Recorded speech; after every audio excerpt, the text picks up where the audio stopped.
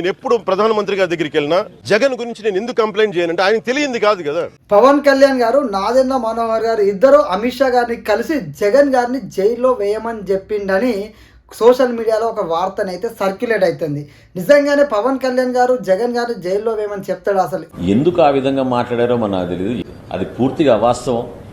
అది దయచేసి ఆయన ఉపసంహరించుకోవాలి. అది అసలు ఈ వార్తను ఎవరు ప్రచారం చేశారు, ఎందుకు ఈ వార్త సోషల్ మీడియాలో సర్క్యులేట్ అవుతుందంటే ఒక మీడియా డిబేట్లో పాల్గొన్నటువంటి ప్రొఫెసర్ నాగేశ్వరరావు గారు ఆయనకున్న పరిజ్ఞానంతో ఆయనకున్న మేధస్తోటి ఆయనే పక్క నుండి చూసినట్టుగా ఆయనే పక్క నుండి విన్నట్టుగా అమిత్ షా గారిని పవన్ కళ్యాణ్ గారు నాదెండ్ల మనోహర్ గారు కలిసి జగన్ గారిని జైల్లో వేయమని కోరారు. కానీ దానికి అమిత్ షా గారు తిరస్కరించారు. జగన్ మాకు లాంగ్ టైం ఫ్రెండ్, అందుకని మేము జగన్ని జైల్లో వేయడం కుదరదు అని చెప్పేసి పవన్ కళ్యాణ్ గారిని మొహం మిన్నే చెప్పేసారు. పవన్ కళ్యాణ్ గారిని పట్టించుకోలేదు అనే విధంగా ప్రొఫెసర్ నాగేశ్వరరావు గారికి జనసేన కోర్ కమిటీ మెంబర్ ఎవరో చెప్పినట్టుగా ఒక కథనైతే అల్లినట్టుగా స్పష్టంగా కనబడుతుంది. ఎందుకంటే ఎందుకు పవన్ కళ్యాణ్ గారు నాదెండ్ల మనోహర్ గారు ఇద్దరు జగన్ గారిని అరెస్ట్ చేయమని చెప్తారు? అసలు వాళ్ళకి ఏం అవసరం ఉంది?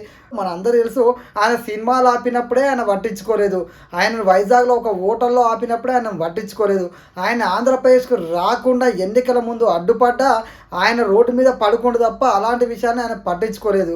ఆయన కేవలం ప్రజల మద్దతుతోటి ప్రజల శ్రేయస్సు కోసం పనిచేసుకుంటూ పోతాడు. ఆ ప్రజలు ఇచ్చే తీర్పు మీదే ఆయన ఆధారపడతాడు తప్ప. ఇప్పుడు మీరు ఊహించండి, నన్ను వైజాగ్లో నన్ను ఇబ్బంది పెట్టేసి కేసులు పెట్టేసి 307 కేసులు పెడితే అప్పటికి మనం అలయన్స్లో మాట్లాడుతున్నాం, తెలుసు అందరూ ఉన్నాయి, మాట్లాడుకున్నాం, జనసేన బీజేపీ వెళ్తున్నాం అనుకున్నాం. సహజంగా అందరికీ ఏమంటే ఫోన్లు చేయొచ్చు కదా, నడ్డా గారికో లేదంటే అమిత్ షా గారికో. ఓకే, అమిత్ షా గారికి వెళ్ళి నేను చేయను అనుకున్నాను. కనీసం టాప్ బీజేపీ లీడర్షిప్ చేయొచ్చు కదా. నేను ఎందుకు చేయనంటే నాకు పొగరు ఉంటుంది. పవన్ కళ్యాణ్ గారు ఎప్పుడు కూడా అహర్నిశలు కృషి చేస్తూ ఉంటారు. ఇతర పార్టీల గురించి మేము వెళ్ళి చర్చించాల్సిన అవసరం అసలు లేదు. ఆ సంభాషణ అసలు ఏనాడు కూడా జరగలేదు. అది చాలా పొరపాటు. అది నాగేశ్వరరావు డెఫినెట్గా అది విత్డ్రా చేసుకోవాలని భావిస్తాను. ఎందుకంటే అసలు జగన్ గారిని అరెస్ట్ చేయాల్సి వస్తే జగన్ గారి మీద ఆల్రెడీ కేసులు ఉన్నాయి. ఆయన కోర్టుల చుట్టూ ఇప్పటికీ తిరుగుతుండు. అందులో ఎప్పుడైనా బెయిల్ క్యాన్సిల్ అయితే ఆయనే అరెస్ట్ అయ్యి దానికి పవన్ కళ్యాణ్ గారు వెళ్ళి అమిత్ షాని కలిసి స్పెషల్గా జగన్ గారిని అరెస్ట్ చేయమని చెప్తారా అనేది ఆలోచించారు. ఒకరు ఏంటంటే ఇది మన ఇంటి సమస్య, మనమే ఇక్కడ కొట్టలాడు. ఎవరు దేనికైనా గౌరవిస్తారంటే సత్తా ఉన్నోడికే.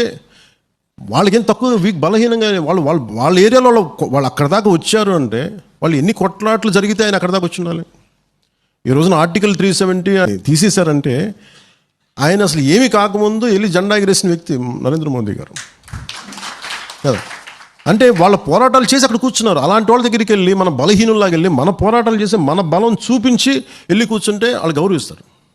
నేను పోరాటాలు ఏం చేయకుండా మీరు నాకు తెలుసు కాబట్టి అంటే నాకు అది చాలా బలహీనమైన నాయకత్వం అనిపిస్తుంది. కనెక్షన్ ద్వారా, నెట్వర్కింగ్ ద్వారా ఎదగటం is not at all leadership.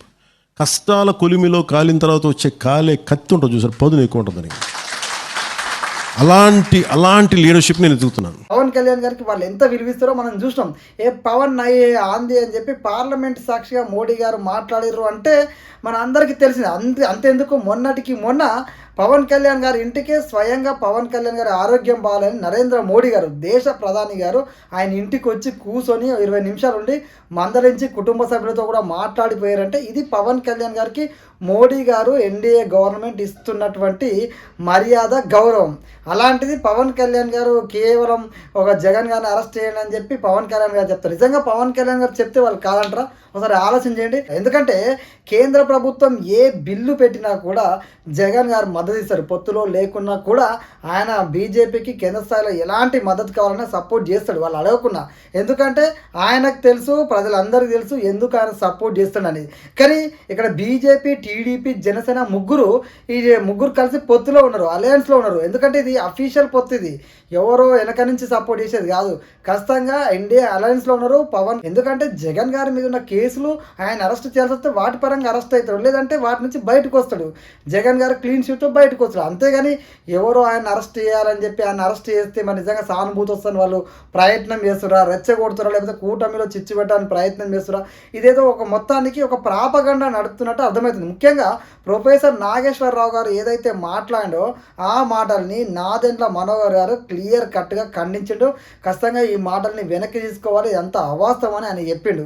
So ఆయన మాటలు ఒకసారి మీరు వింటే మీకు అర్థమవుతుంది అసలు వాళ్ళు ఏ విధంగా చెప్తున్నారు. పవన్ కళ్యాణ్ గారు గతంలో ఏ విధంగా మాట్లాడిండు, అదేవిధంగా నాదెండ్ల మనోహర్ ప్రెస్ మీట్ స్వయంగా ఏం చెప్పిండు, ఈ ప్రొఫెసర్ నాగేశ్వరరావు చెప్పినటువంటి ఏవైతే మాటలు అవన్నీ ఫాల్స్, అవన్నీ ఫేక్, ఆ మాటలు వెనక్కి తీసుకోవాలి. ఇది మర్యాద కాదు. అంత సీనియర్గా ఒక ఎమ్మెల్సీగా పనిచేసిన వ్యక్తి డిబేట్లకు పోయి ఏది పడుతుంది మాట్లాడడం అనేది కరెక్ట్ కాదని చెప్పి ఆయన చెప్పిండు. ఎందుకంటే పవన్ కళ్యాణ్ గారు పదే పదే చెప్తాడు, నాకు వ్యక్తిగతంగా ఎవరి మీద ఎలాంటి ద్వేషం ఉండదు, రాజకీయ పరంగా పాలసీల పరంగానే నా విమర్శలు ఉంటాయి తప్ప నాకు వ్యక్తిగతంగా ఎవరి మీద విరోధం ఉండదని గతంలో చెప్తూనే ఉంటాడు. అలాంటి వ్యక్తి ప్రజా ప్రయోజనాల కంటే ఎక్కువ కూడా జగన్ గారిని జైల్లో వేయమని చెప్తాడా అనేది ఇప్పుడు సోషల్ మీడియాలో సర్కిల్ అవుతుంది. అసలు పవన్ కళ్యాణ్ గారు నిజంగానే జగన్ గారిని జైల్లో పెట్టమని అనే అవసరం ఏమైనా ఉందా అనేది మీ అభిప్రాయాన్ని కామెంట్లో తెలియజేయండి.